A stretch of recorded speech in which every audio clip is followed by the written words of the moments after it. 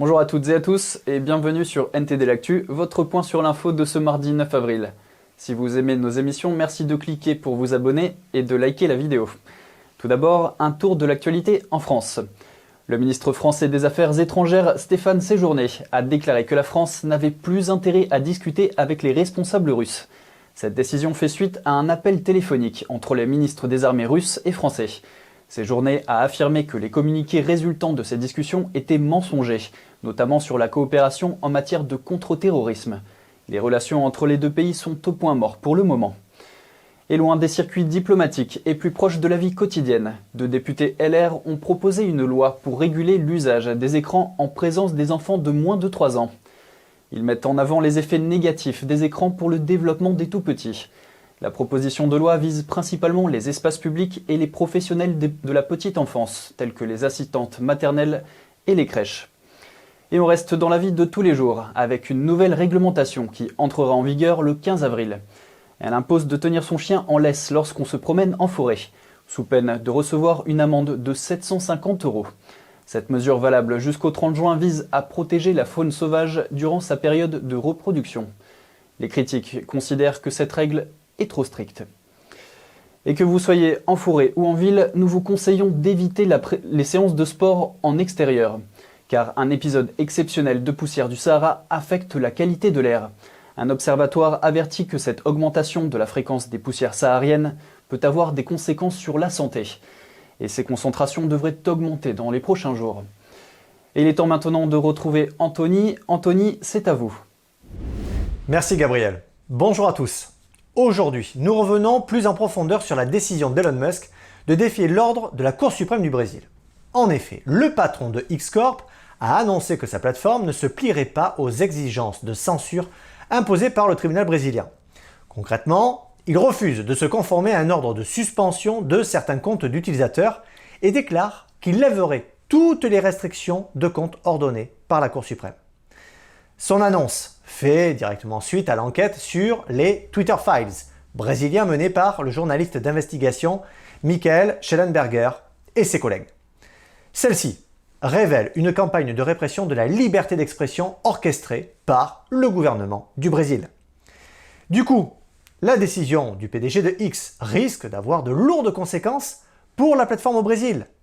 En effet, le juge de la Cour suprême a maintenant décidé d'appliquer des amendes massives, menacer d'arrêter les employés de l'entreprise et couper l'accès à la plateforme dans le pays.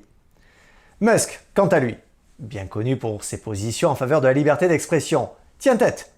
Il affirme que les principes comptent plus que les profits. Tout de suite, les détails sur cette affaire. Le propriétaire de X, Elon Musk, a fait savoir samedi sur sa plateforme que son entreprise avait décidé de lever toutes les suspensions de comptes ordonnées par la Cour suprême du Brésil. L'annonce a été faite en réponse au reportage du journaliste d'investigation Michael Schellenberger et de ses collègues David Agapé et Eli Vieira, intitulé Twitter Files Brésil. Dans son enquête, Schellenberger cite des documents publiés par X, anciennement Twitter, lors de la prise de contrôle par Musk en 2022, qui semblent indiquer que le Brésil s'est lancé dans une vaste campagne de répression de la liberté d'expression par l'intermédiaire d'un juge de la Cour suprême. D'après son investigation, des membres du Congrès brésilien et des journalistes figurent sur une liste de personnes censurées par la plus haute juridiction du Brésil. On y trouve notamment des membres de la Chambre basse du Parlement brésilien, parmi lesquels l'ancien président Jair Bolsonaro. Leurs publications ont été ciblées par la Cour suprême comme relevant de la désinformation. Selon les fichiers internes que Schellenberger a partagés, le siège de Twitter au Brésil a été menacé d'une amende de 30 000 $. L'entreprise disposait alors d'1 heure pour disposer les messages des membres du Congrès ou payer le tribunal pour non-respect de la loi. L'article rapporte que la justice a même envoyé des individus en prison sans procès pour des messages postés sur les réseaux sociaux. Selon Schellenberger, le juge de la Cour suprême Alexandre de Moraes aurait demandé à Twitter de lui donner accès à ses données internes, en violation des politiques de Twitter en matière de traitement des données des utilisateurs. Il aurait également ordonné à Twitter de déplatformer les personnes responsables des messages spécifiques qu'il souhaitait voir censurés, sans donner aux utilisateurs la moindre possibilité d'appel, ou même le droit de voir les preuves présentées contre eux. D'autre part, les Twitter Files brésiliens montrent que la justice a cherché à utiliser les politiques de modération du contenu de Twitter contre les partisans du président de l'époque, Jair Bolsonaro. Et les fichiers internes de Twitter indiquent explicitement que le juge de la Cour suprême est à l'origine de cette demande de censure. On retrouve ici une tendance similaire à ce que les premiers Twitter Files ont révélé concernant la censure de l'ancien président Donald Trump et des voix conservatrices des États-Unis. Cette situation soulève ainsi de nouvelles questions sur l'avenir de la liberté d'expression dans le pays et sur le rôle des plateformes numériques dans la protection ou la restriction de cette liberté. Aussi, les prochains mois devraient être déterminants pour observer les répercussions de cette affaire sur la législation brésilienne. Quant à Musk, peu de chance qu'il cède à la pression, sachant qu'il se décrit lui-même comme un absolutiste de la liberté d'expression. Il a d'ailleurs déclaré avoir acheté Twitter pour créer une plateforme où un large éventail de croyances peut être débattu de manière saine. Le débat sur la régulation d'Internet devrait donc continuer de faire du bruit. Gabriel, c'est tout pour moi. Merci Anthony.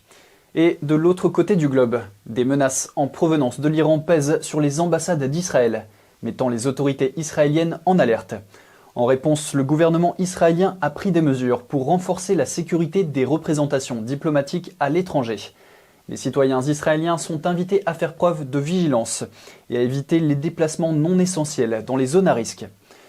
Et malgré cette montée des tensions avec l'Iran, un apaisement du conflit à Gaza est en vue. En effet, le Hamas a annoncé étudier un projet de trêve, comprenant la libération d'otages israéliens. Cette proposition, mise sur la table par les pays médiateurs tels que le Qatar, l'Égypte et les États-Unis, prévoit une trêve de 6 semaines, la libération de 42 otages israéliens en échange de 800 à 900 Palestiniens détenus, et l'acheminement d'aide humanitaire. Par ailleurs, une source égyptienne haut placée a fait état de progrès dans les négociations sur plusieurs points de l'accord. Et du côté du conflit russo-ukrainien, un haut responsable de l'administration Biden a reconnu que la Russie a presque entièrement reconstitué ses pertes militaires en Ukraine. Selon le responsable, les États-Unis estiment que la Russie a perdu environ 10% de sa force de combat depuis le début de l'invasion, mais a réussi à reconstituer la plupart de ses pertes en mobilisant des réservistes et en réquisitionnant du matériel. Le responsable a également déclaré que les États-Unis s'attendent à ce que la Russie continue de renforcer sa présence militaire en Ukraine dans les semaines à venir. Laissons maintenant ces conflits terrestres de côté pour nous tourner vers le ciel. Hier, l'éclipse totale du Soleil a captivé des millions de personnes à travers l'Amérique du Nord, du Mexique au Canada en passant par les États-Unis. Plus de 30 millions d'Américains ont eu la chance d'observer ce phénomène rare qui a plongé le jour dans l'obscurité pendant quelques instants. Des cris de surprise ont retenti lors de la retransmission vidéo en direct de la NASA. L'événement a également représenté une opportunité économique pour de nombreuses régions accueillant un afflux de touristes. Et pour les scientifiques, c'était une opportunité précieuse d'étude. Et on passe tout de suite aux actualités Chine avec Vladia. Vladia, c'est à vous, on vous écoute. Bonjour à tous, merci Gabriel.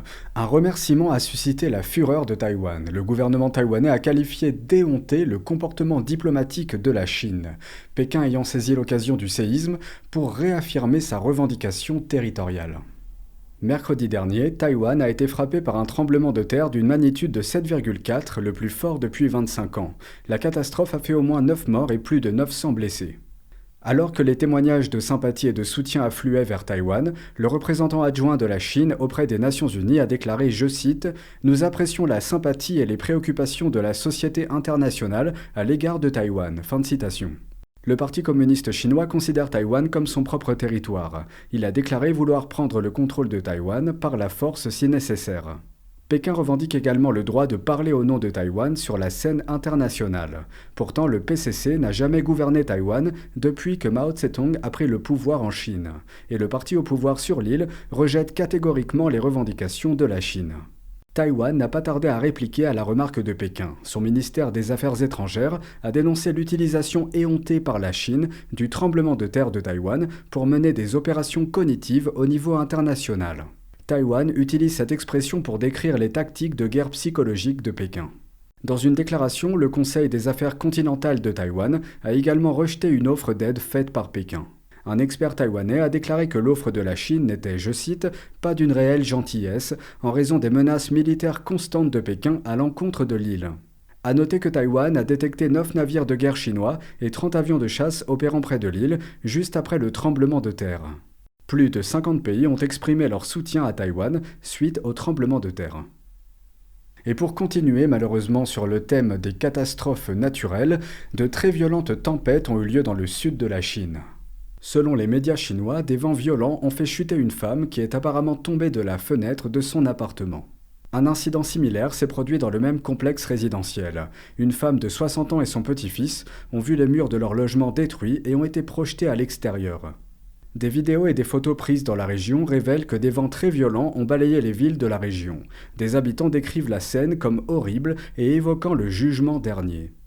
Dans une vidéo, le vent a brisé une fenêtre. Les réflexes rapides de cette mère lui ont permis d'attraper son enfant, évitant de justesse une autre tragédie.